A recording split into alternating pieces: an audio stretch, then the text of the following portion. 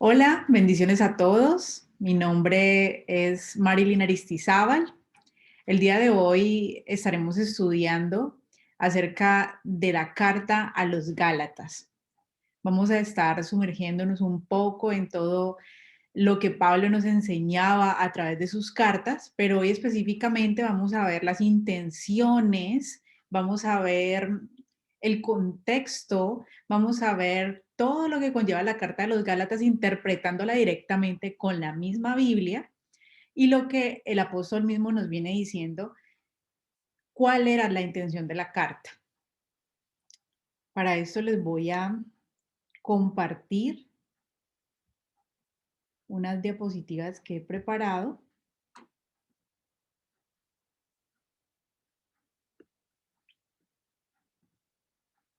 acerca de este tema.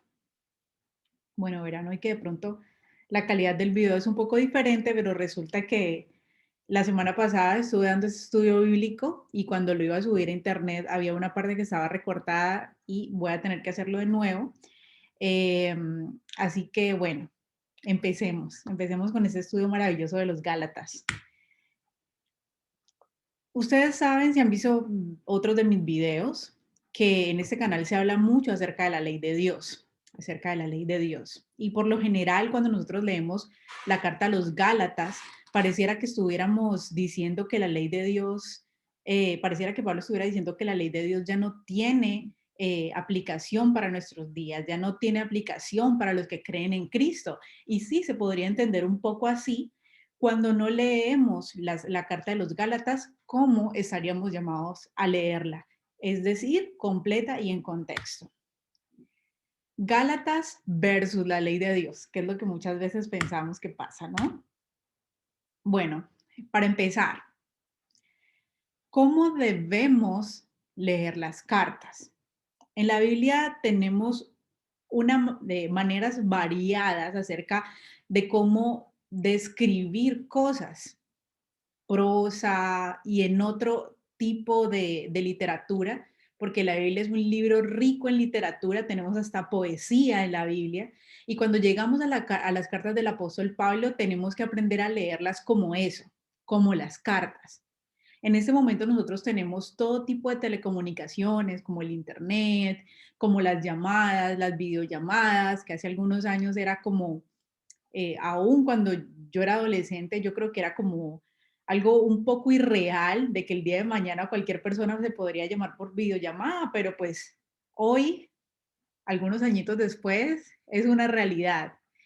Y en el tiempo de Pablo, la comunicación con las personas que estaban lejos, y eso fue hace no mucho tiempo atrás, se hacía mayormente a través de las cartas, se hacía únicamente, diría yo, a través de las cartas, porque aún ni en el tiempo de Pablo había telecomunicaciones a través de un teléfono fijo u otro tipo de cosas. Entonces, las cartas que el apóstol hace son para comunicarse con en unas iglesias en específico y para solucionar problemas en específico que tenía con estas iglesias en específico. Cuando usted tiene una conversación con otra persona, cuando usted dice necesito hablar con una persona, usted tiene un tópico central que necesita tocar con esa persona. Entonces, cuando Pablo se sentaba a hacer las cartas a las iglesias, él tenía un tópico central de lo que quería hablar en esas cartas, porque ese es el tipo de comunicación que nosotros manejamos. Entonces, es así como se deben leer las cartas, entendiendo el tópico central, entendiendo que es un compilado, entendiendo que había una situación que él quería clarificar directamente con estas personas y todos los consejos y las recomendaciones que Pablo da a esta iglesia son completamente guiados por la palabra de Dios que ya se venía escribiendo desde el Antiguo Testamento.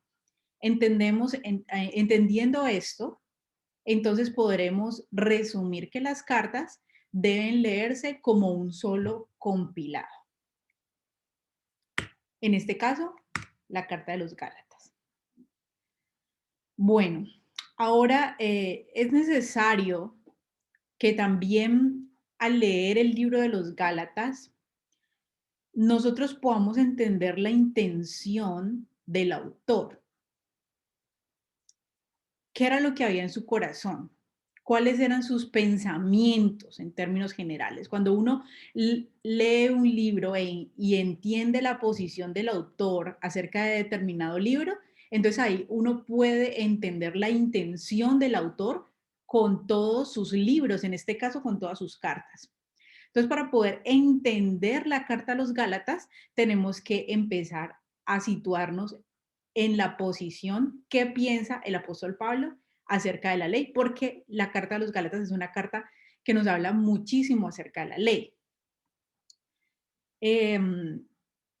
Abro un paréntesis aquí, en este estudio no vamos a entrar específicamente a estudiar los capítulos de Gálatas, porque para eso necesitaríamos otro espacio. Este más bien es como una introducción de cómo leer la carta de los Gálatas en su contexto. Sería más bien eso, cómo entender la carta de los Gálatas en su contexto. Entonces, ¿qué piensa Pablo de la ley? Ese es el concepto del autor que está escribiendo la carta a los Gálatas. En Romanos 7:12 dice, concluimos pues que la ley es santa y que el mandamiento es santo, justo y bueno. Entonces, es importantísimo que nosotros tengamos en claro cuál es el concepto del autor acerca de la ley, porque le está hablando a los Gálatas acerca de la ley. Entonces, él está diciendo en este caso a los romanos, cuál es su conclusión acerca de toda una cuestión que les está hablando a ellos. Y en esta conclusión podemos ver la intención del autor y podemos ver el pensamiento del autor. Entonces, ya con esta premisa podemos entender que Pablo sabe y que Pablo entiende y que Pablo ve la ley como santa y ve al mandamiento de Dios como santo, como justo y como bueno. Es importante que tengamos eso en claro cuando empezamos a leer a Pablo. La segunda cosa que es importante que tengamos en cuenta, ¿qué es lo que Pablo predica? ¿Cuál es el concepto que tenía la ley, que tenía Pablo acerca de la ley? ¿Y cuáles eran las predicaciones de Pablo? ¿Cuál era el enfoque de la predicación de Pablo? Es importantísimo entender esto.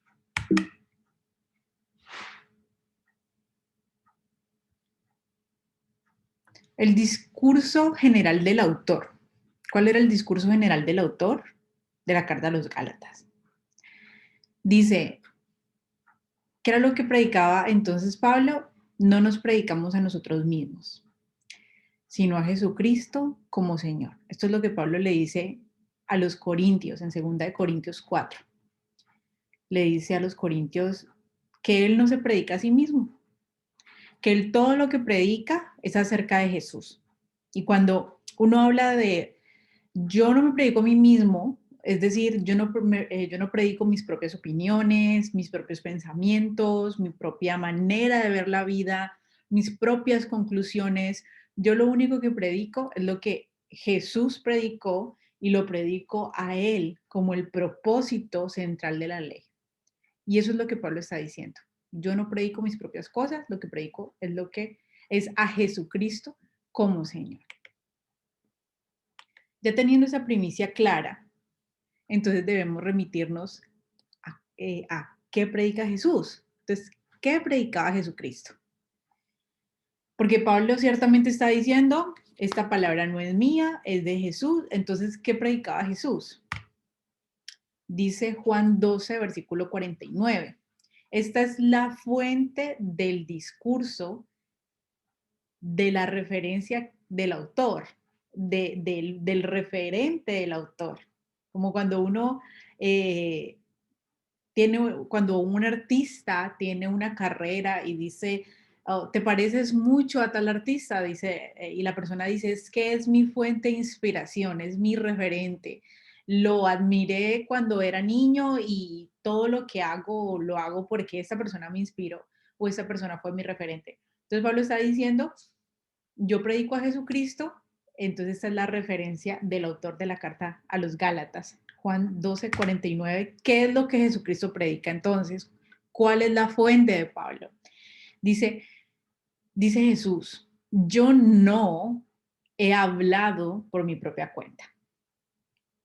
El Padre que me envió me ordenó qué decir y cómo decirlo. Jesús también dice, lo que yo digo no es de mi propia cuenta, yo tampoco me predico a mí mismo. Entonces, si Jesús no se predicaba a sí mismo tampoco, sino que predicaba todo lo que decía el Padre, todo lo que el Padre le daba a decir, y hablábamos en las clases anteriores acerca de que lo que Jesús hablaba acerca del Padre no era un secreto que él tenía con el Padre, porque el espíritu de los profetas está sujeto a los profetas. Eso quiere decir que cuando Jesús hace las veces de profeta, su espíritu tiene que estar sujeto a los profetas del Antiguo Testamento. Entonces, por ende, lo que él profetizaba, lo que él hablaba, lo que él predicaba, tenía que ir en la misma línea de los profetas del Antiguo Testamento. Y efectivamente es lo que nuestro Señor nos dice. Yo no he hablado por mi propia cuenta. El Padre que me envió me ordenó qué decir y cómo debo decirlo. Entonces, bueno, si Pablo aquí dice que él no se predica a sí mismo, si Jesús dice que él no habla por su propia cuenta, entonces vamos a la fuente de fuentes, que es el Padre. ¿Qué dice el Padre? La referencia original del autor de la carta de los Gálatas. Deuteronomio 13, versículo 1 al 4. Vamos a ver lo que dice el Padre. Sabemos que Deuteronomio se desarrolla en todo este contexto, este pasaje se desarrolla en todo este contexto del monte Sinai, donde se le entrega la ley de Dios y toda esta cuestión. Entonces yo quiero que ustedes se, se mentalicen o piensen en ese momento, en un Moisés en el monte Sinai con Dios, trayendo todas las leyes que Dios le estaba dando, trayendo todo el diseño del monte que Dios le estaba dando para que hiciera el arca, para que hiciera todos los utensilios, para que hiciera todo lo que hizo, porque no solamente los 10 mandamientos fueron dados ahí, sino muchas otras ordenanzas. Y es ahí precisamente cuando sucede este pasaje que vamos a leer, Deuteronomio 13, del 1 al 4, dice, cuando en medio de ti aparezca algún profeta o visionario y anuncie algún prodigio o señal milagrosa, versículo 2, si ese señal o prodigio se cumple y él te dice, vayamos a rendir culto a otros dioses, dioses que no has conocido, versículo 3, no prestes atención a las palabras de este profeta o visionario. El Señor tu Dios te estará probando para saber si lo amas con todo el corazón y con toda el alma, versículo 4.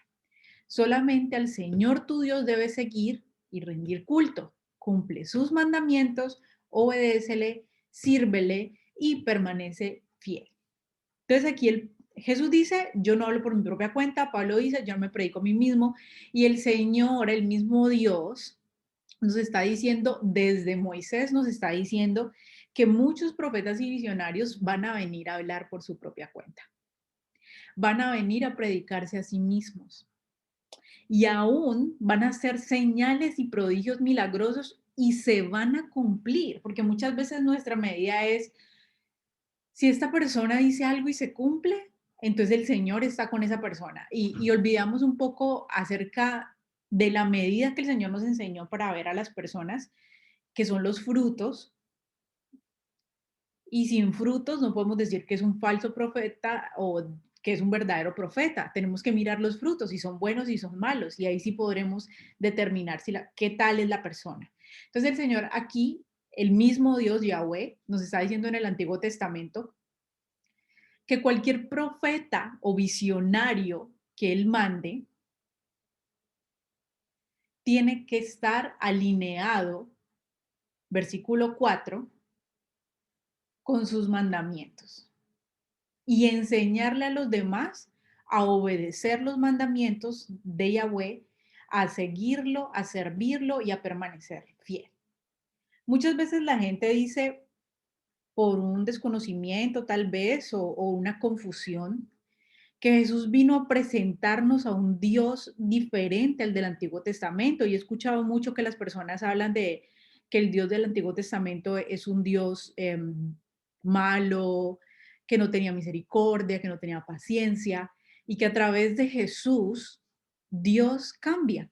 Es un Dios completamente distinto, es un Dios de amor, es un Dios de misericordia, antes no perdonaba, ahora sí.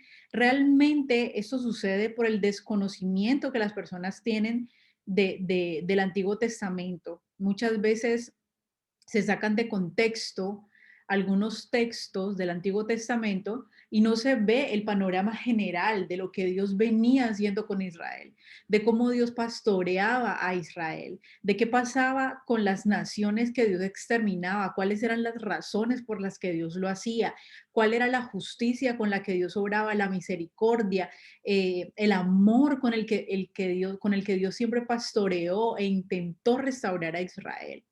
Y ese mismo amor, esa misma misericordia lleva al Dios del Antiguo Testamento, que es el mismo del Nuevo, a mandar a su Hijo, porque ese siempre fue el anhelo de Dios que verdaderamente sus hijos pudieran, su pueblo pudiera andar en sus leyes, andar en sus caminos. Y como Israel se rebeló muchísimas veces, Dios siempre intentaba restaurarle, restaurarle, restaurarle. Y eso lo vemos con Jesús y eso lo vemos hasta la fecha. Entonces, Jesús no nos vino a mostrar a un Dios diferente. Jesús no vino a enseñarnos unas leyes nuevas o, o unas leyes que contravenían las leyes del Dios del Antiguo Testamento porque venía a mostrarnos leyes diferentes. Si Jesús hubiera hecho eso, hubiera caído perfectamente en la descripción que hace Dios en Deuteronomio 13 de los falsos profetas. Porque finalmente, ¿por qué se conoce un rey o por qué se conoce a Dios? Por su justicia. Dios es santo y recto porque es justo. Y la justicia de una nación o de un rey, ¿en dónde se encuentra? En sus leyes, en sus mandamientos. Cuando nosotros decimos pedimos justicia, que el gobierno nos haga justicia, ¿qué pedimos? Que la ley se nos aplique a nosotros como víctimas y nos defienda de los malos, que el gobierno nos escuche para que traiga la ley y caiga todo el peso de la ley encima de aquellos que nos hicieron daño, de aquellos que mataron a nuestros hijos, violaron a nuestros familiares, secuestraron, asesinaron, hicieron actos de terrorismo, que todo el peso de la ley les caiga encima, que nos haga justicia el gobierno. Eso es lo que uno clama por justicia. Entonces la justicia de una nación se encuentra en sus leyes. La justicia de Dios se encuentra en sus leyes. Esa es la personalidad de Dios.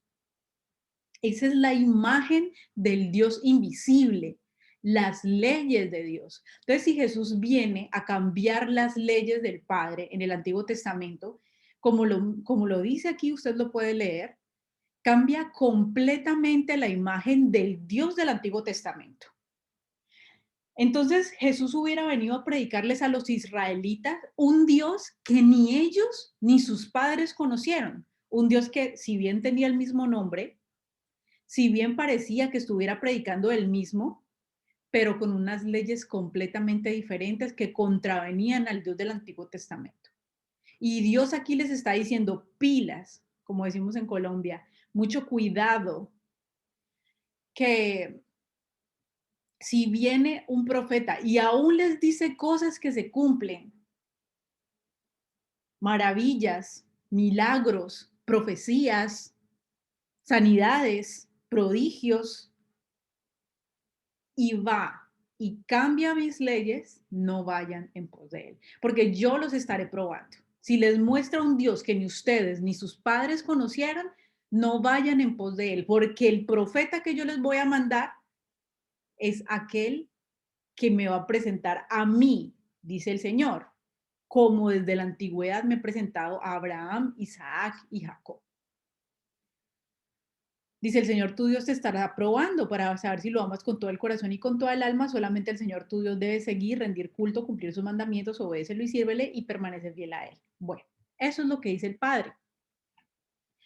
Entonces, ¿qué era lo que predicaba Pablo? A este Dios.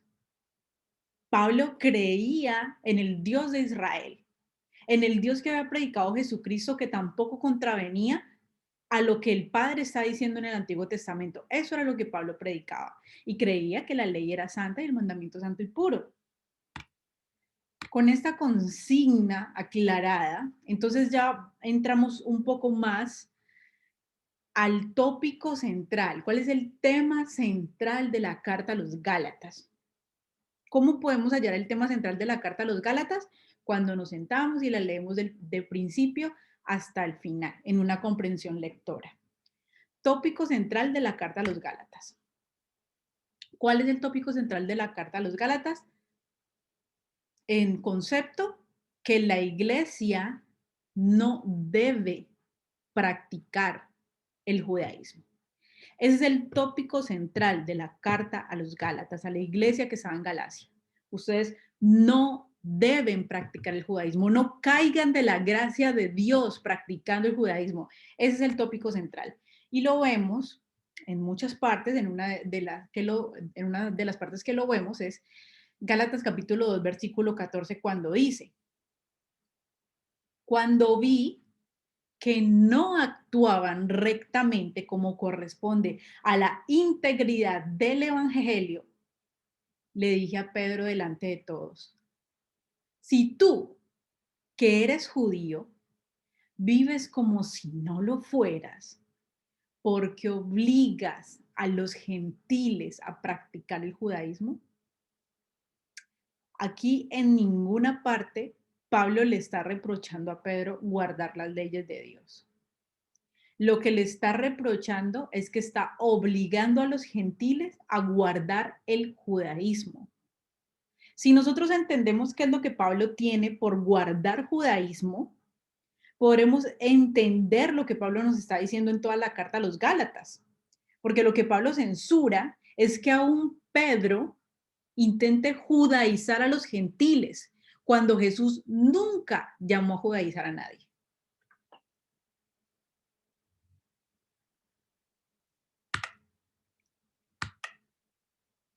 Entonces, ¿a qué se refería Pablo con judaísmo? ¿A qué se refería Pablo con no judaizar la iglesia? ¿Qué quiere decir Pablo con esto de judaizar? Que muchas personas piensan que judaizar es guardar los mandamientos de Dios. Y no, porque los mandamientos de Dios son las leyes del reino de Dios. Son las leyes de todo un reino que va a venir a gobernar cuando el Mesías venga. Y Dios no es judío. Dios se le reveló a Abraham y Abraham era llamado hebreo, pero Dios no tiene ninguna religión. Entonces, ¿a qué se refería Pablo exactamente con judaísmo? Se refiere a, en primer lugar, a las normas de hombres que le había impuesto el judaísmo sobre la ley de Dios. Y lo pongo aquí yo como tradiciones y rituales inventados por motivos, ya sean culturales o para sobreproteger el mandamiento. Entonces, muchas veces por cultura practicamos cosas que van en contra de la ley de Dios, pero como culturalmente es algo que está muy normalizado y nos lo enseñaron a practicar desde que estábamos muy niños y venimos haciéndolo desde toda la vida, entonces seguimos protegiendo la cultura, aunque la cultura invalide el mandamiento de Dios. A eso se le llama normas de hombres. Y también habían unas normas que estaban desarrolladas para sobreproteger el mandamiento.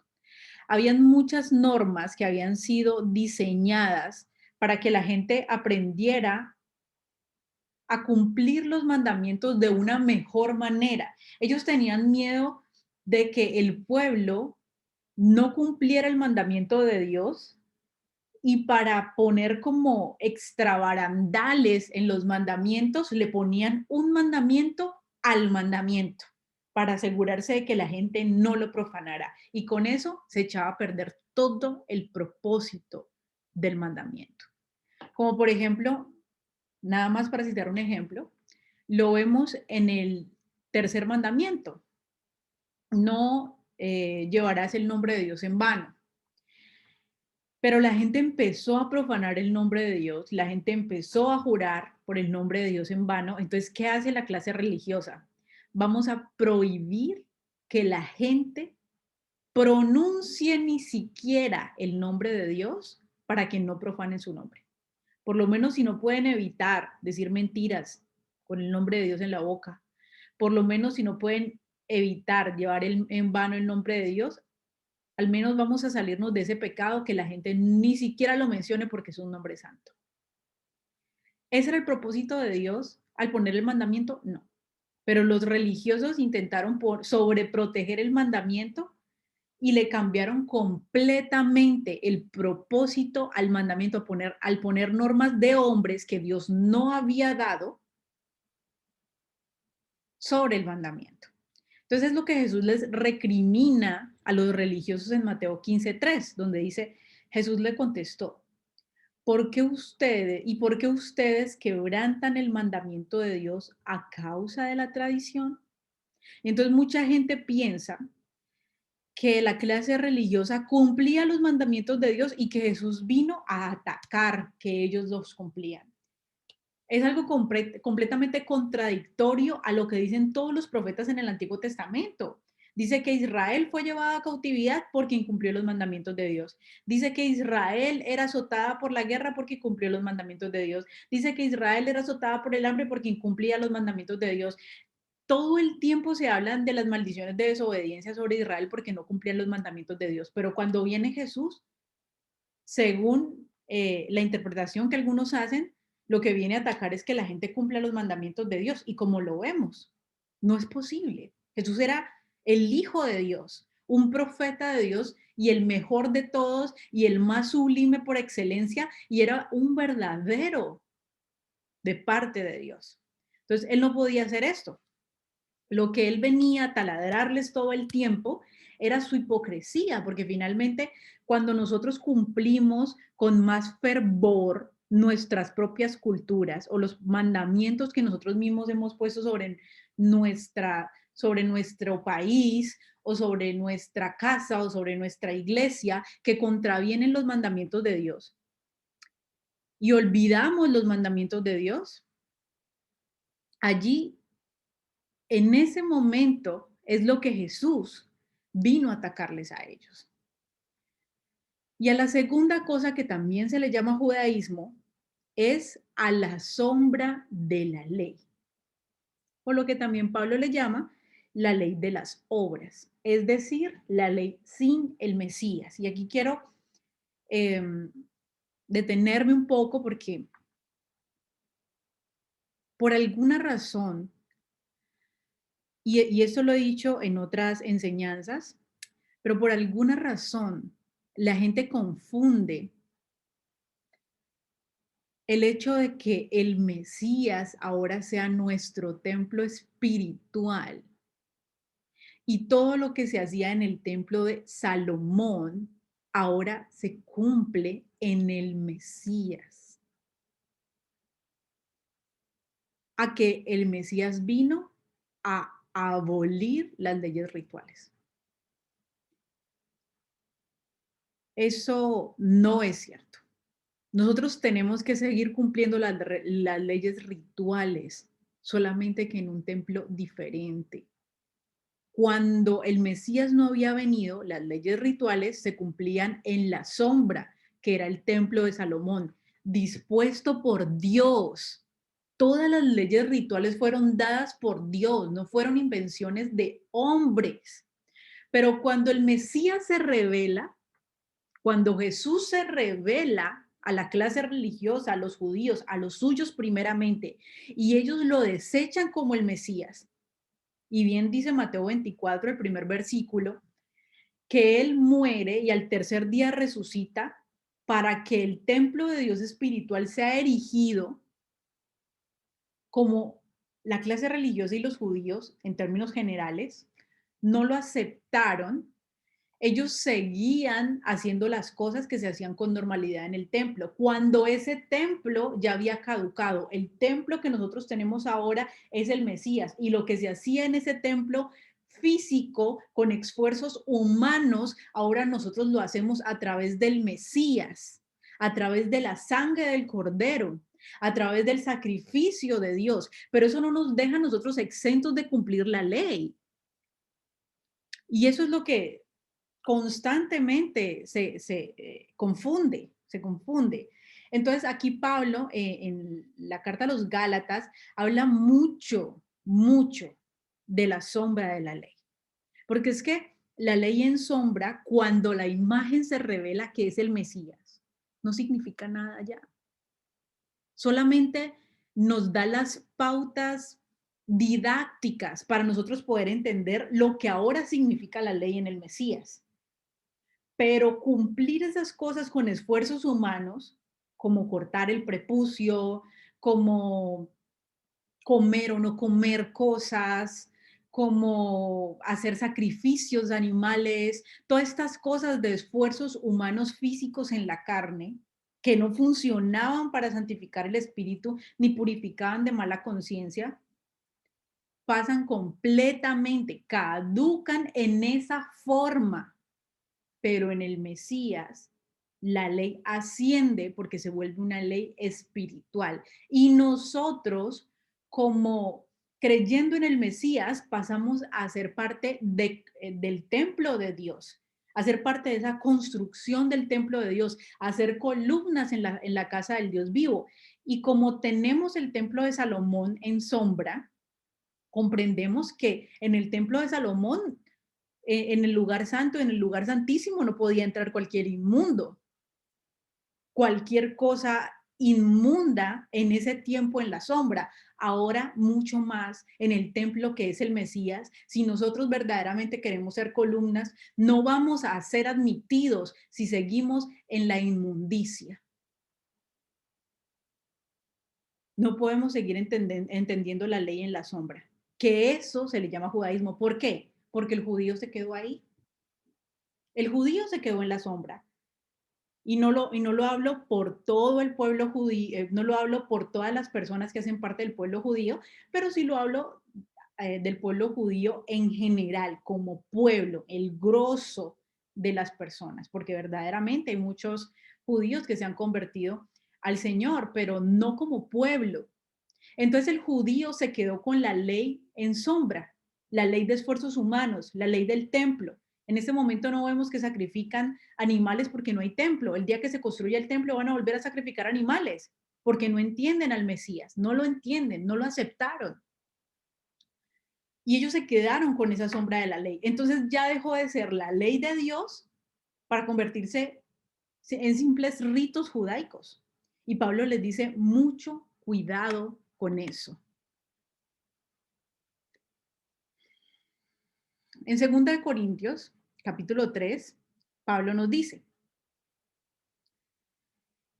versículo 6, Él nos ha capacitado para ser servidores de un nuevo pacto, no el de letra, es decir, que el antiguo pacto era de letra, sino de espíritu, es decir, que este nuevo pacto es de espíritu, porque la letra mata, pero el espíritu da vida.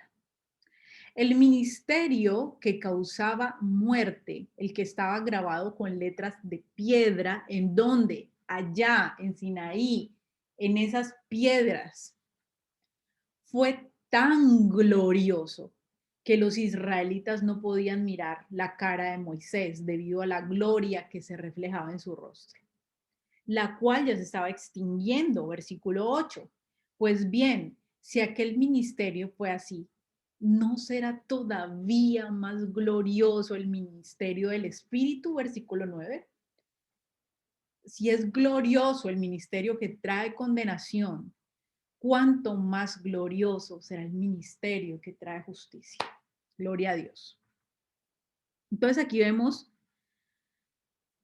que Pablo hace una distinción en estos dos pactos, no en dos leyes, en dos pactos que el Señor hace con la humanidad. Y entonces, ¿por qué dice que el pacto de letra era un pacto que causaba muerte? Cuando usted y yo leemos Gálatas, dice que porque la ley lo encerró todo bajo pecado, lo encerró todo al pecado. Y nosotros estábamos atrapados en todas esas cosas que la ley decía que era pecado. Pero ojo, volvamos a lo que dice Pablo, que es la ley. La ley es santa y el mandamiento de Dios es santo y puro.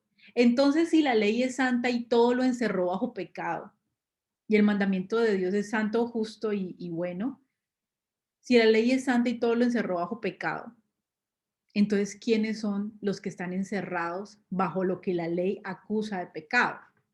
Nosotros. Por lo tanto, ¿la ley es mala? No, la ley es santa y el mandamiento es santo, justo y bueno. Entonces, nosotros, ¿en dónde quedaríamos si estamos encerrados bajo eso que la ley dice que está mal? Como impuros, como malos, como injustos, como pecadores, porque la ley es santa y nos remarca perfectamente todo lo que es pecado. Nosotros por haber pecado quedamos acusados por la ley y atrapados dentro de todo lo que la ley nos dice que está mal, pero la ley es santa, entonces nosotros somos los malos, en todo caso, no la ley. Por eso fue que la ley nos mostró a nosotros cuál era nuestra condición espiritual. Cuando nosotros miramos la ley de Dios, nos miramos, como dice el apóstol Santiago, en un espejo. Contemplamos perfectamente nuestra imagen de cómo verdaderamente somos. Y la ley nos señala que hemos pecado porque ciertamente también la ley dice que todos hemos pecado y estamos destituidos de la gloria de Dios. Por eso necesitábamos justificación. Entonces la ley, porque todos pecaron y estuvieron destituidos de la gloria de Dios, mató a todos. Eso hizo la ley, pero no porque la ley fuera mala, lo vuelvo a repetir. Pero este nuevo pacto es un pacto en espiritual, ya no es un pacto con corderos, con animales, con cosas en la carne, haciendo cosas físicas para agradar a Dios, ya es un pacto nuevo, un pacto en el espíritu, un pacto de justificación. ¿De qué manera podemos saber cuál es la síntesis de este pacto nuevo en el que estamos ahora? Y esto de Moisés y el velo lo vamos a estar viendo más adelante. Dice, ¿qué es el nuevo pacto? O sea, ¿qué se refiere con el nuevo pacto? Porque para entender qué es el antiguo pacto y qué es el nuevo pacto, debemos entender qué es, porque muchas personas entienden que hasta Malaquías es el Antiguo Testamento, entonces como es Antiguo Testamento es Antiguo Pacto, y no es así. Vamos a entender qué es el nuevo pacto y qué es el antiguo pacto. Vamos a entender, perdón, qué es el nuevo pacto. Nuevo pacto. Dice Jeremías, acuérdense, el espíritu de los profetas siempre está sujeto a los profetas. Entonces Dios ya tenía que haberlo anunciado desde el Antiguo Testamento. ¿Qué es el nuevo pacto? Jeremías 31, versículo 31. Vienen días, o sea, los que estamos viviendo ahora, afirma el Señor, en que haré un nuevo pacto con el pueblo de Israel y con la tribu de Judá. Y esto del pueblo de Israel y la tribu de Judá lo estudiábamos en un video que decía por qué las naciones somos llamadas como Efraín, algo así, lo pueden encontrar en mi canal. Dice, vienen días, afirma el Señor, en que haré un nuevo pacto con el pueblo de Israel y con la tribu de Judá, versículo 32. No será un pacto como el que hice con sus antepasados el día en que los tomé de la mano y los saqué de Egipto. ¿Cuál fue ese día? ¿Cuál fue el pacto que él hizo con los antepasados? Ah, el antiguo pacto fue el día que él los tomó de la mano y los sacó de la tierra de Egipto. Ese día en el monte Sinai, él hizo un pacto con el pueblo de Israel a través de sus leyes, en piedra. Y dice, pero ese pacto lo quebrantaron, porque fui para ellos un Baal. Desde el día uno, el pueblo de Israel estaba esperando que Moisés bajara y como se demoró mucho en bajar, dijeron, a este Moisés, quién sabe qué le habrá pasado, Aarón, háganos un Dios para que nosotros le rindamos culto. Entonces hicieron un Dios de oro, relata la Biblia, y entonces Aarón se levanta y dice, este es Yahweh, el que los sacó de Egipto. Hacen un ídolo y les dice a Aarón, aquí les presento, este es el Dios que los sacó de Egipto, el que nosotros construimos con nuestras propias manos. Este fue el Dios que los sacó de Egipto. Entonces el Señor dice, habían acabado de hacer un pacto conmigo de que iban a guardar mis leyes. Moisés vuelve a subir y como se tarda mucho en bajar, no se demoran mucho tiempo de quebrantar ese pacto. Porque fui para ellos un Baal, es decir, un ídolo. Versículo 33. Este es el pacto. Bueno, ya ese pacto, vienen días en que ya no va a ser más ese pacto, sino que viene un pacto que después de aquel tiempo haré con el pueblo de Israel, afirma el Señor. ¿Y quiénes somos nosotros en Cristo? Israel, porque somos linaje de nuestro padre Abraham. Entonces, ¿cuál es ese pacto? Versículo 33 sigue diciendo, pondré mi ley en su mente y la escribiré en su corazón. Dios abolió las leyes en el nuevo pacto. No, indudablemente no. El pacto antiguo era un pacto que estaba escrito en las tablas de piedra. Era un pacto que traía muerte, como ya lo expliqué. En este nuevo pacto, la ley no va a ser abolida, no va a cambiar, va a ascender al Espíritu. Por eso es que Pablo dice, ya no somos ministros de ese pacto de antes, en las tablas de piedra. Ahora somos ministros de este pacto que es en el Espíritu. Y dice, ¿cuál es el pacto en el Espíritu? En que mi ley no la voy a cambiar, no la voy a abolir, la voy a poner en la mente y la voy a escribir en el corazón, que para el contexto hebreo, el corazón son los pensamientos. En el contexto hebreo, lo que pasa en el corazón son los pensamientos y cuando tienes sentimientos y emociones, pasa en las entrañas. Recuerden que esa es una cultura un poco primitiva donde ellos lo hacían ver de esta manera. Yo siento los sentimientos en las entrañas, entonces te amo entrañablemente con las entrañas, pero el corazón es todo lo que está en la mente y en el pensamiento. Por eso es que el libro de Proverbios dice, sobre todas las cosas guardadas, guarda tu corazón, guarda tus pensamientos, porque de ellos mana la vida. Luego el Señor viene y dice lo mismo, ¿no? Pondré mi ley en su mente y la escribiré en su corazón. Ese es el nuevo pacto, listo. Quedó claro que es el nuevo pacto. Continuamos. Ahora entonces tenemos el antiguo pacto y el nuevo pacto. La ley de la sombra, que fue lo que finalmente ahora todavía conserva el judaísmo al no aceptar que Jesucristo es el Mesías, esa es lo que ahora se le llama judaísmo, y la ley de la imagen. Nosotros ya no estamos observando la sombra, nosotros ya no practicamos la ley en sombra, ahora la practicamos en la imagen del Hijo.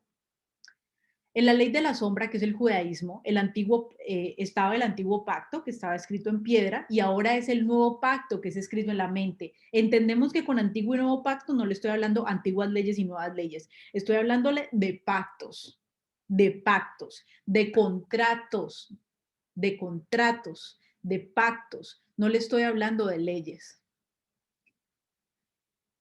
En la ley de sombra entendemos entendemos al antiguo templo como el templo de Salomón. Y en el nuevo pacto sabemos, les vuelvo a repetir, Mateo 24, versículo 1 y 2, y tengo allí un mensaje acerca de esto, Jesucristo, el templo de Dios, creo que así se llama. Ahora en la imagen que es Cristo, tenemos al cuerpo del Mesías como nuestro templo. En la ley en sombra teníamos los rituales de las obras físicas y en la ley de la imagen, que es Cristo, tenemos los rituales en el espíritu. Los mismos rituales, pero ya no en ese templo, ahora en el Mesías. Es algo precioso. Y la ley en sombra traía muerte, ahora la ley en Cristo es traída para justificación. Aquí vamos a entender varios puntos. Primero, en qué momento dice el Mesías, en qué momento también anuncia el Mesías acerca de de cómo se va a adorar a Dios con la imagen que es Cristo. Y también vamos a entender lo que significa la palabra justificación, que es una palabra también abiertamente malinterpretada. Entonces, ¿qué es la justificación? Buena pregunta, porque creemos que justificación es que Cristo me perdona una vez y no importa que yo siga pecando de lo lindo y no haga más, sino que seguir perseverando en mi pecado, el que peca y reza empata. Eso es lo que creemos de la justificación. El que peca y reza, empata. Vamos a ver qué significa la justificación y para eso vamos a Juan capítulo 8.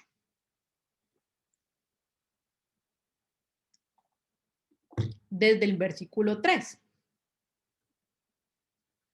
Esto lo he citado varias veces en otros estudios, pero hoy vamos a leer como tal el texto, está interesantísimo leerlo.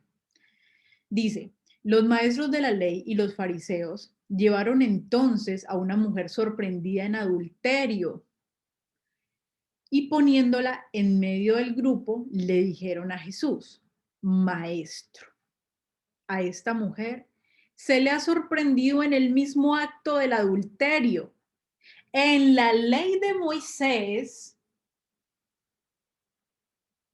nos ordenó apedrear tales mujeres. ¿Tú qué dices? Versículo 6.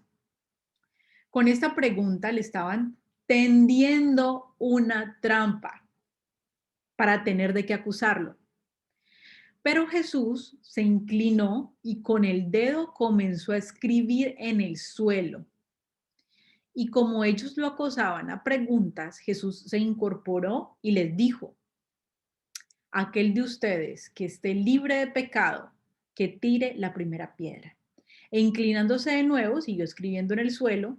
Al oír esto, se fueron retirando unos tras otros, comenzando por los más viejos hasta dejar a Jesús solo con la mujer, que aún seguía allí. Entonces él se incorporó y le preguntó, mujer, ¿dónde están? ¿Ya nadie te condena? Nadie, Señor, tampoco yo te condeno. Ahora vete y no vuelvas a pecar. Esto es justificación. Esto es justificación. También en otro estudio que se llama No juzguen, se llama así, hablábamos de la importancia que es sacar la viga que tengo en mi ojo para poder sacar con claridad la paja que tengo en el ojo de mi hermano. Cuando leemos ese texto, por lo general pensamos que yo tengo la pajita y que mi hermano es el que tiene la viga porque está viendo que yo estoy haciendo algo incorrecto. Pero lo que el Señor está diciendo es que cada uno se mire a sí mismo porque cada uno tiene una viga muy grande. Bueno, eso en ese momento lo explicamos. Entonces aquí ellos le estaban tendiendo una trampa para tener algo de qué acusarlo. Ellos no estaban haciendo esto eh, legítimamente lo estaban poniendo de juez, porque si Jesús llegaba a infringir la ley de Moisés, la suerte que le iba a caer, igual que esta mujer que se le descubrió en adulterio, era ser apedreado. Y yo le invito a usted a que nuevamente vaya a lo que dijo el Padre, creo que es Deuteronomio 13, lo que vimos al principio. ¿Qué pasaba con esos falsos maestros que no enseñaban la ley de Moisés, sino que enseñaban a ir en contra de la ley de Moisés? ¿Cuáles eran las consecuencias que tenían que tener estos falsos maestros? Y ahí precisamente la ley de Moisés dice que hay que apedrearlos. Entonces, ellos querían que Jesús dijera algo, aunque sea una cosita pequeñita, para tener algo de qué acusarlo. ¿Pero por qué? ¿Porque ellos tenían celo de la ley de Moisés? No, porque lo que Jesús venía a decirles a ellos los confrontaba con su pecado. Y ellos no querían sacar la viga que había en el ojo de ellos para poder juzgar con justo juicio a Jesús, si era que Jesús tenía una paja en su ojo, que no la tuvo. Pero ellos miraban a través de su viga que no los dejaba ver bien, miraban a través de su pecado, a través de su orgullo y no les permitía juzgar con justo juicio. Entonces le traen a esta mujer para tener algo de qué acusar a Jesús. Pero Jesús era muy sabio y le respondía unas cosas maravillosas a estas personas. No les prestó mucha atención a ellos inicialmente, aunque lo habían puesto en lugar de juez, lo pusieron en lugar de juez. Te trajimos a una mujer que fue sorprendida en adulterio. Eso es un pecado en la ley de Moisés y es un pecado que se paga con el apedreamiento. Entonces aquí hay varias cosas a las que hay que meditar. La primera es que cuando una mujer es sorprendida en el acto de adulterio, debe ser sorprendida con alguien más, con un hombre. Debe ser sorprendida con otra persona en adulterio. ¿Por qué traen solamente a una mujer y no traen a la persona con la que fue sorprendida? ¿Por qué esta mujer merece la pena de muerte y aquel con que se acostó no? Desde allí hay un juicio completamente parcializado. Inicialmente Jesús no les prestaba mucha atención, pero inmediatamente, cuando siguen ahí presionándolo para que diga algo, que sea algo acusable, los confronta inmediatamente con la viga que hay en el ojo de ellos. El que esté libre de pecado, que tire la primera piedra. Es decir, si aquí vamos a hacer un juicio parcial por esta mujer que merece la muerte, entonces vamos a hacer un juicio por todos los demás también. Vamos a empezar a hacer juicio por todos los demás. Y el que, y el que ya no tenga una viga en su ojo para hacer un justo juicio, entonces es el que va a ejercer el juicio sobre esta mujer. Pero ya vemos lo que dice el Señor en Jeremías y lo que dice Pablo en Corintios. Ellos estaban muertos en sus pecados y sus delitos. Y entonces ellos no son dignos de apedrear a esta mujer porque ellos mismos también tenían pecados que eran dignos de la muerte física. Entonces, al oír esto, versículo 9, se retiraron, pero la mujer seguía allí. Y es que como habían puesto a Jesús como juez, él tenía que dar un veredicto. Ellos la trajeron a ella para tener algo de qué acusarle a él, pero Jesús los acusa con la ley de Moisés a ellos mismos y ya no pueden ni acusarla a ella porque no tienen la conciencia limpia, ni acusarlo a él porque él fue más justo que ellos al decirles eso. Pero la mujer tenía que seguir allí esperando a que el juez dictara la sentencia, que era Jesús. Versículo 10. Él se incorporó, mujer, ¿dónde están? ¿Ya nadie te condena? Ella responde, nadie, Señor. Y esto es gracia. Esto es gracia. Ella merece la muerte, pero a través del Cordero de Dios que quita el pecado del mundo, nosotros que estamos bajo pena de muerte y que la merecemos, venimos a Jesús, a su conocimiento y a su reconocimiento. Entendemos por el Espíritu que Él es el Hijo de Dios y nos humillamos delante de Él para seguir sus pisadas, pero merecemos la muerte. Entonces Jesús nos dice, yo tampoco te condeno. Ahora vete y no vuelvas a pecar. Eso es lo que hace Jesús con cada uno de nosotros. ¿Somos reos de muerte? Sí. Eso es lo que dice la Biblia. Eso es lo que dice la ley. Por eso Jesús tuvo que morir.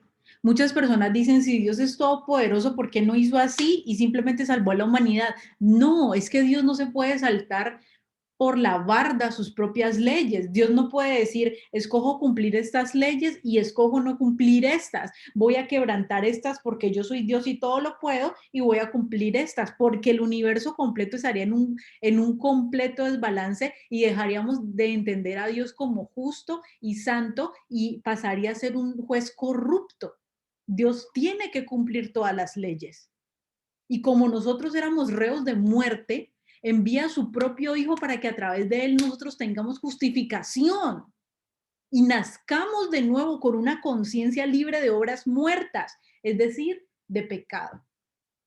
Pero el Señor, cuando nos justifica, nos dice, vete de aquí y no peques más. No, vete de aquí y sigue pecando, que la gracia va a tomar todos tus pecados y tus rebeliones y tu mala conducta y tu mala actitud con tus hermanos y tu mala actitud con Dios y te va a seguir y seguir y seguir perdonando aunque seas duro de corazón. No, esto es justificación. Mereces la muerte, mujer adúltera. Mereces que yo te apedree, pero te justifico. Así que vete de aquí y deja de ser adúltera. Y ya no cometas ningún otro pecado. Esto es justificación. La mujer recibió justificación. Entonces, ¿qué es lo que no puede volver a hacer? Lo hemos visto aquí. No vuelvas a pecar. La mujer ya fue justificada. ¿Qué es lo que no puede volver a hacer? Pecar. Entonces, si ella no puede volver a pecar, ¿qué es lo que nosotros entendemos como pecado? Ojo, estamos viendo todo esto para poder entender el libro de los Gálatas. Porque si nosotros no comprendemos qué significa justificación, si nosotros no comprendemos qué significa pecado, si nosotros no comprendemos qué era lo que Pablo pensaba de la ley, si nosotros no entendemos qué era lo que Pablo predicaba, si nosotros no entendemos qué es el nuevo pacto y qué es el antiguo pacto, si nosotros no entendemos qué es judaísmo, nos pegamos una embolatada leyendo el libro de los Gálatas. Entonces, hay que entender estos conceptos bíblicos para poder entender el libro de los Gálatas en su contexto. ¿Qué es pecado? El apóstol Juan nos da una definición muy precisa acerca del pecado en su primera carta, versículo 3, capítulo 3, versículo 4. Nos dice, todo el que comete pecado quebranta la ley. De hecho, el pecado es transgresión de la ley. ¿Qué es el pecado? Transgresión de la ley. ¿Qué es lo que la mujer no puede volver a hacer? Transgreder la ley. ¿Qué es lo que la mujer tiene que hacer después de la justificación? Entrar en el nuevo pacto donde la ley es puesta en su corazón. es escrita en su mente y ya no seguirla transgrediendo. Te justifico, merecías la muerte, pero yo te justifico. El único que puede justificar es el Mesías, porque él fue el único perfecto. Yo te justifico. Vete de aquí y no vuelvas a pecar. ¿Qué es lo que la mujer tiene que parar de hacer? Pecar. ¿Qué es el pecado? Transgredir la ley. Entonces, ¿qué es lo que la mujer debe parar de hacer? Transgreder la ley. Cuando nosotros recibimos justificación, ¿qué es lo que nosotros tenemos que hacer para dar testimonio de que verdaderamente hemos nacido de nuevo con una conciencia nueva? Parar de transgreder la ley. Por esto, por esta razón, es que Pablo le dice esto a los Gálatas. La justificación es diferente a que ahora somos libres para no guardar la ley.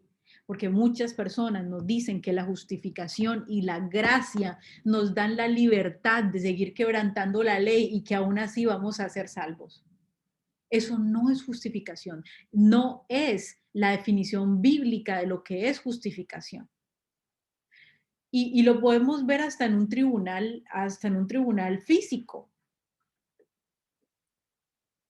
Cuando un juez condena a alguien a pagar una multa por haberse pasado una luz roja, pero el juez en su benignidad, al ver determinadas cosas del caso, dice, ok, no te voy a cobrar la multa, pues irte de aquí que no te la voy a cobrar. ¿Qué significa esto? Que después de irme del tribunal del juez que me iba a cobrar la multa, pero que fue misericordioso conmigo y me justificó y no me la cobró, ¿debo seguirme pasando las luces en rojo? No tiene que ver una cosa con la otra. Si yo me sigo pasando las luces en rojo el día que vuelva al tribunal del juez, me las va a cobrar todas, como en la parábola de los dos deudores. Es por eso que Pablo le dice a los Gálatas, Gálatas 2, versículo 17-18, que es la carta que estamos tratando de entender. Ahora bien, cuando buscamos ser justificados por Cristo, se hace evidente que nosotros mismos somos pecadores.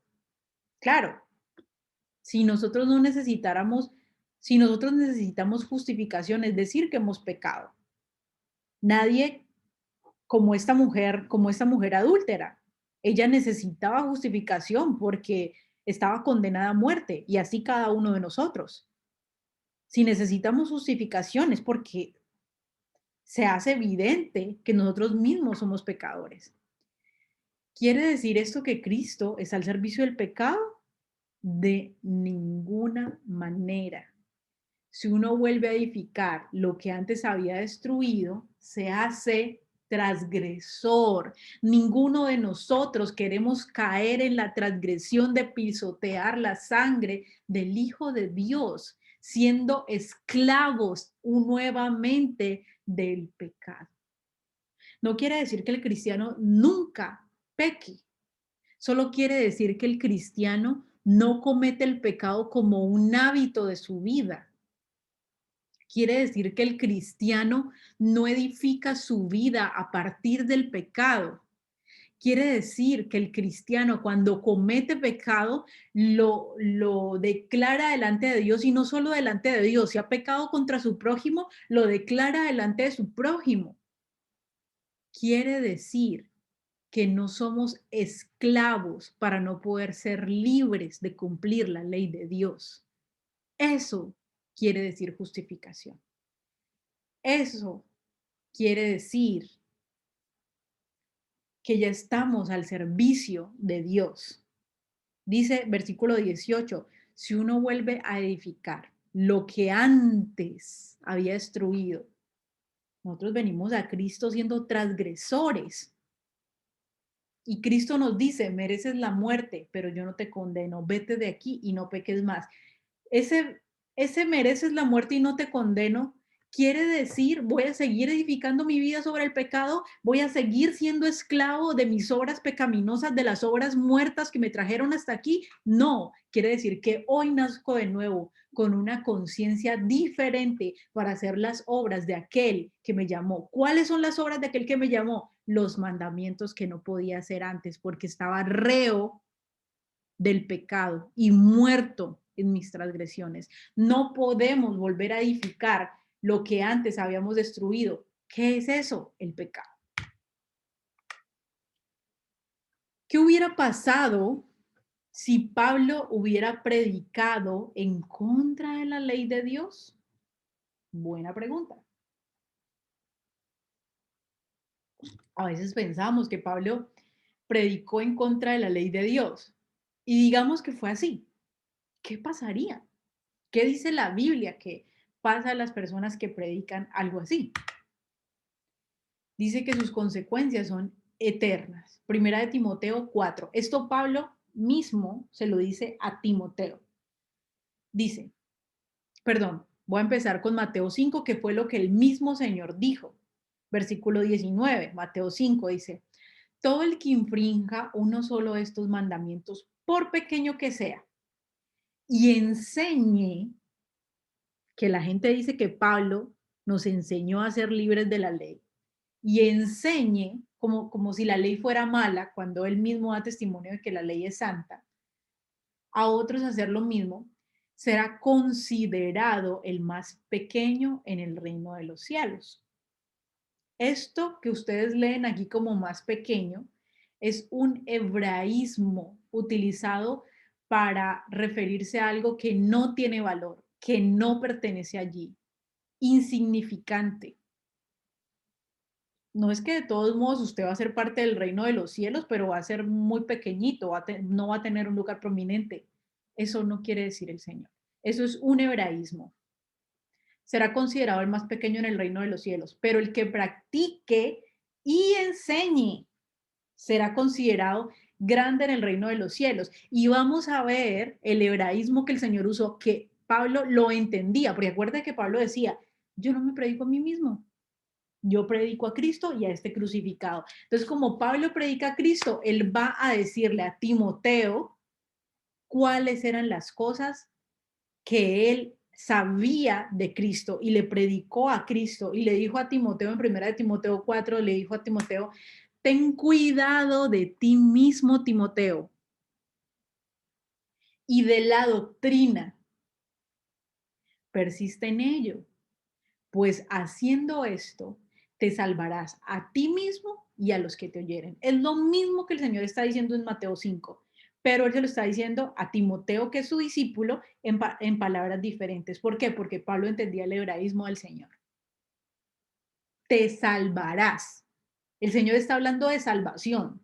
No está hablando de, no, el pequeñito también se salva. No. El que es llamado insignificante, sin valor, que no pertenece, es el que quebrante los mandamientos y le enseñe a otros a hacer lo mismo. Entonces, ¿qué hubiera pasado donde Pablo se hubiera puesto a predicar en contra de lo que Cristo predicó, que es en contra de lo que el Padre predicó? Unas consecuencias eternas increíbles. Entonces, ¿cuál era la postura de Pablo, la protesta a la iglesia de Galacia? Porque él allí en esta carta verdaderamente les está hablando las orejas acerca de una situación que ellos están viviendo. En conclusión, podemos decir que la protesta de Pablo, la razón en conclusión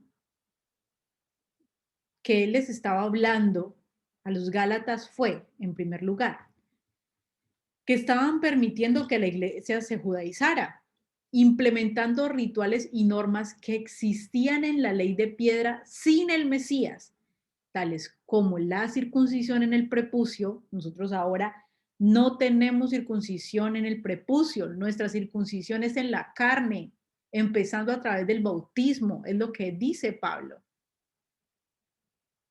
La celebración de las fiestas con fines de justificación. Ojo, Porque aquí Pablo no está contrariando a Jesús al decir que no se pueden celebrar las fiestas, porque Jesús antes de morir en Pascua les dice a los discípulos, sigan celebrando esto en memoria de mí.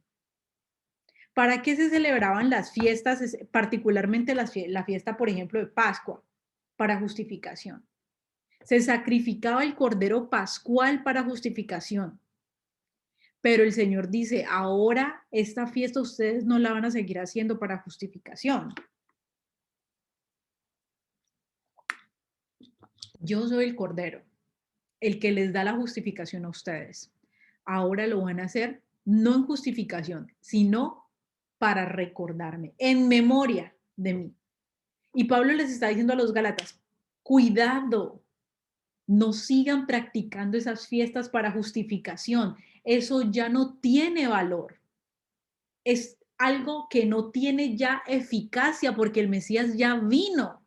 ¿Cómo van ustedes a matar corderos para justificarse a través del cordero pascual si el cordero de Dios ya se sacrificó por ustedes? Atención, no caigan de la gracia de esa manera. Aún los mismos apóstoles se habían dejado permear, fingiendo practicar lo que ya había caducado. Ciertamente yo no creo que los apóstoles estuvieran practicando doctrinas de hombres, porque cuando Jesús estuvo con ellos era lo que Jesús más duro le daba.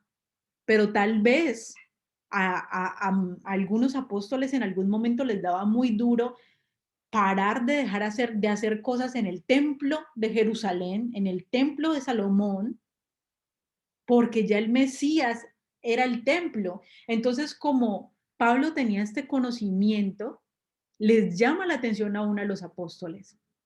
No se envanezcan, no se envanezcan, fingiendo practicar lo que ya había caducado, que es la ley en la sombra. Estos apóstoles, los apóstoles del Mesías, ellos eran la influencia a la misma iglesia que venía de las naciones. Ellos son el modelo a seguir para nosotros aún hoy en día. Y si ellos practicaban estas cosas que no traían justificación, les estaban enseñando a las naciones, a los gentiles que venían al conocimiento del Mesías, a practicar lo que no traía justificación. Y eso es lo que el apóstol Pablo ataca. Sino que a sí mismas niegan al Mesías. Dice, no, cosas que no traían justificación, sino que en sí mismas niegan al Mesías. Si yo, por ejemplo, sigo sacrificando un cordero, si el templo estuviera erigido y yo viviera en Jerusalén, y sigo sacrificando corderos, eso quiero decir que no estoy aceptando el sacrificio por excelencia del Mesías en mi vida para justificación. Y automáticamente, aunque yo crea en el Mesías, lo estoy negando, porque estoy diciendo que el sacrificio de él no es suficiente. Igual que la circuncisión en la carne, igual que todo lo que se hace en la carne, el consumo de animales inmundos, todo lo que se hace para justificación en los rituales en sombra con esfuerzos humanos. Pues en su momento se dio para apuntar al Mesías que habría de venir. Claro, antes de que el Mesías viniera, ¿esas cosas eran malas? No, porque la ley es santa y el mandamiento de Dios es santo y puro. Eran necesarias que todas estas cosas ocurrieran de esa manera para que cuando nosotros viéramos al Mesías como él cumplió toda la ley y nos enseñó a nosotros a cumplirlas, viéramos que toda la ley, todas las leyes rituales y todas las leyes morales apuntaban directamente a él. No hubiéramos sabido que él era el Mesías si no fuera porque la ley y los profetas nos lo hubieran anunciado desde la antigüedad. En su momento se dio y fue necesario, y la ley es santa y el mandamiento de Dios es santo y puro para apuntar al Mesías que habría de venir. Pero una vez el Mesías revelado y siendo justificados por su muerte, debemos cumplir la ley en su cuerpo, que ahora es nuestro templo actual.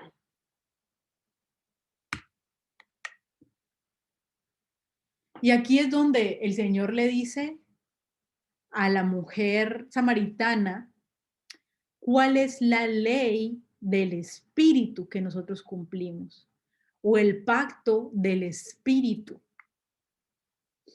Juan 4:21 dice, créeme mujer, que se acerca la hora en que ni en este monte ni en Jerusalén adorarán ustedes al Padre. Porque ella, como era samaritana, y eso tiene un contexto histórico un poquito largo, ellos creían que se debían adorar en un monte. Y entonces los judíos y los samaritanos no se las llevaban entre sí porque los judíos pensaban que los samaritanos eran judíos inmundos, que se habían contaminado con inmundicias y lo era. Entonces ella le dice como que le trata de, como que le dice, bueno, ¿en dónde debemos adorar? Porque es que ustedes dicen que hay que adorar en Jerusalén, nosotros decimos que en este monte. Entonces él le dice, se acerca la hora. ¿Por qué? Porque primero tenía él que destruir ese templo para reconstruirlo en 3 días. Él tenía que morir y resucitar al tercer día para que ese templo empezara a empezara sus funciones, empezara sus funciones. El templo espiritual empieza sus funciones cuando Jesús resucita. Se acerca la hora en que ni en este monte de Jerusalén adorarán ustedes al Padre, ni en este monte ni en Jerusalén adorarán ustedes al Padre, versículo 22. Ahora ustedes adoran lo que no conocen. Nosotros adoramos lo que conocemos porque la salvación proviene de los judíos. ¿Quién era Jesús? Un judío de la tribu de Judá y la salvación provino de él. Versículo 23. Pero se acerca la hora y ha llegado en que los verdaderos adoradores, nuevo pacto, rendirán culto al Padre en espíritu y en verdad. Nuevo pacto, nuevo templo. Porque así quiere el Padre que sean los que le adoren. Esto no es algo nuevo. Recuerden que cuando Moisés sube al monte Sinai, dice que lo que trae Moisés fue la copia del templo que él vio en el cielo. Todo eso ya existía desde la fundación del mundo, desde antes de la fundación del mundo. Se mostró a Moisés para que él hiciera unas copias en sombra, pero cuando viene el Mesías nosotros podemos ver la imagen de lo que Dios verdaderamente nos quería decir. Entonces, Cristo es el templo de Yahweh. Juan, capítulo 2, versículo 19 y 20, destruyan este templo, respondió Jesús, y lo levantaré de nuevo en 3 días. Le dijeron, tardaron 46 años en construir este templo, porque en los tiempos de Jesús, eran los tiempos del segundo templo, ya había sido destruido y lo volvieron a reconstruir. Y tú vas a levantarlo en 3 días, pero el templo al que se refería era su propio cuerpo, lo que ya venimos hablando. Entonces, es incorrecto y quiero hacer hincapié aquí. Cristo no abolió la ley ritual. Porque nosotros cambiamos de templo, no significa que ya no haya ley ritual. La ley ritual cambia al nuevo templo y hay que cumplirse en el nuevo templo, que es un templo espiritual. No se abole la ley. No se abole la ley. Cristo no abolió la ley ritual. Es por esto que es incorrecto decir que Cristo abolió la ley ritual, pues desde el inicio los planos que fueron dados para la construcción del templo y el arca del pacto eran meras copias del original que Moisés había visto en Sinaí, lo que les acabo de decir. Inicialmente sin el Mesías entendíamos la ley solo con un velo. El versículo que leímos en Corintios. Cuando el Mesías se revela, entendemos la ley con los planos del cielo, los espirituales, y ya no debemos cumplir la ley en los rudimentos primeros, como si el Mesías nunca hubiera venido. Ahora la entendemos en esplendor, gloriosa y eterna, pues el Mesías es el propósito de la ley. Ahora, en Moisés vemos una gloria, que él se tapaba con un velo porque los israelitas no la soportaban. ¿Cuál era esa gloria? El pacto que Dios había hecho con el pueblo en Sinaí. Esa era la gloria que Moisés tenía en el rostro. Y los israelitas como quebrantaron la ley cuando dijeron que el ídolo era Dios que los había sacado de Egipto, no podían mirar a la cara de Moisés con su gloria, no podían mirar el pacto directamente a la cara. Entonces Moisés se pone un velo y ese velo ejemplifica que cuando nosotros estamos en rebelión a Dios, cuando nosotros desobedecemos a Dios, no podemos ver la gloria del pacto. Y esa gloria que tenía Moisés en la cara era la gloria de ese pacto escrito en piedras y por eso se desvaneció. Pero la gloria que nosotros tenemos ahora es al Mesías, al que nosotros solamente podremos mirar cara a cara cuando no somos desobedientes a su pacto, cuando no nos rebelamos en contra de su ley, porque si no todo el tiempo vamos a tener un velo que no nos permite ver al Mesías tal y como es, tal como tienen hasta ahora los judíos, según lo que dice Pablo en primera de Corintios, en el pasaje que ya vimos. Bueno, con esto quiero concluir esa enseñanza. Y con esto quiero dejar la premisa, no hemos estudiado, no hemos leído el libro de los Gálatas como tal, simplemente les estoy dando unas herramientas bíblicas para entender los conceptos de los que Pablo habla en la carta a los Gálatas. Cuando nosotros tenemos esos conceptos, estas definiciones bíblicas bien argumentadas, podemos sentarnos a leer el libro de los Gálatas con tranquilidad y entender qué es lo que Pablo está diciendo. Pablo no podía ir en contra de la ley de Dios porque Cristo nunca fue en contra de la ley de Dios, porque el Padre nunca permitió que nadie se levantara en contra de su ley. La ley ritual no fue abolida. Pablo nunca habló mal de la ley. Pablo nunca nos libertó o nos enseñó a que fuéramos libres de la ley. Y por eso necesitamos entender los Gálatas. Por eso es tan importante entender que los Gálatas no nos dicen otra cosa diferente a lo que el Señor Jesús ya nos viene enseñando. Y es más, y quiero hacer una cuña o una acotación, aun si Jesús hubiera venido a enseñar algo diferente a lo que el Padre enseñó, nos hubiera indicado que no era el Mesías de Dios. No hubiéramos podido creer en él, pero no lo hizo. Él enseñó todo lo que el Padre venía enseñando desde la antigüedad. Y si Pablo hubiera venido a enseñar algo diferente a lo que Cristo enseñó, eso quiere decir que Pablo no era un ministro de Cristo, pero lo fue, lo fue. Eso nos da testimonio de que el espíritu de los profetas está sujeto a los profetas, como dice el mismo Jesús en Mateo 5. Podrá pasar cielo y tierra, pero ni una tilde ni una jota de la ley va a pasar, hasta que el cielo y la tierra cambien, hasta que el cielo y la tierra pasen. Entonces, me alegra haber podido hacer este espacio de estudio bíblico. Espero que como herramienta de lectura les sea de ayuda, les sea de bendición para que ustedes puedan sentarse con el contexto bíblico a leer este libro y nos veremos para otras clases acerca de la palabra del Señor. Muchas bendiciones.